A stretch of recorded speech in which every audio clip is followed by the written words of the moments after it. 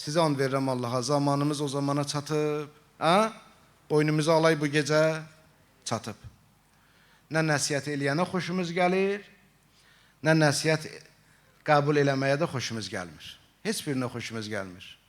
Cavanlara bir söz deyirsə, axı cavan, indi mənim burada böyüklərim var, Allah ömürlərinə bərəkət versin. Onların təcrübəsi var, onlar zaman görüb, həyat görüb, onlar həyatın kəşməkeşin görüb, onlar çətinliklər görüb. Ona görə onların nəsihətinə qulaq as ki, nə?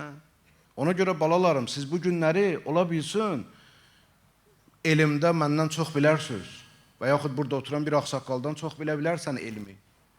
Ola bilər İngilis dilini sən biləsən, burada əyləşən baba bilmir, mən bilmirəm. Ola bilər sən müasir kompüteri, proqramları filan, onları məndən yaxşı biləsən və yaxud burada oturandan yaxşı biləsən. Amma sən ki, ələ o qədər həyat keçməmisən, onun nəsiyyətini qəbul elə. Ən azı dinləginən, tərbiyə ilə dinləginən, ədəblə dinləginən. Buna cavanlar yaxşı qulaq assın, qəşən qulaq assın. Məsumlarımız buyurub ki, o insanın ardınca gedin ki, sizi ağladır. Burada ağladır, zülm eləyib ağlatmayı deyir, ha? Burada ağladır, heç oxşama da ağlatmayı deyir. Burada ağlatmaqdan məqsəd odur ki, yəni sənin o pis əməlivin, pisliyin sənin başa salır.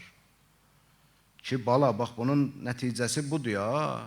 Mən filan kəsləri görmüşəm. Bu aqibətlə nəticələnir, bu pis vərdişin, bu narkotkanın, bu üzr istəyirəm şərabın, bu filanın. O ki, sənin bu pis əməli sənə deyir, səni qəmgin eləyir. Burada o mənadadır ağlatmaq. Deyir, səni ağladanın ardınca get və huvə ləkə nasi, odur sənə nəsiyyət eləyən. Və la təttəbi mən yuzhikuka, səni güldürənin ardınca getmə. O və huvə ləkə qaş, o sənə qış edir, hilə edir, alladır səni. Güldürür səni təlxəy kimi, sən də elə bilirsən ki, bu mənim dostumdur. Yo, o sənin dostun ola bilməz. O sənin dostun ola bilməz.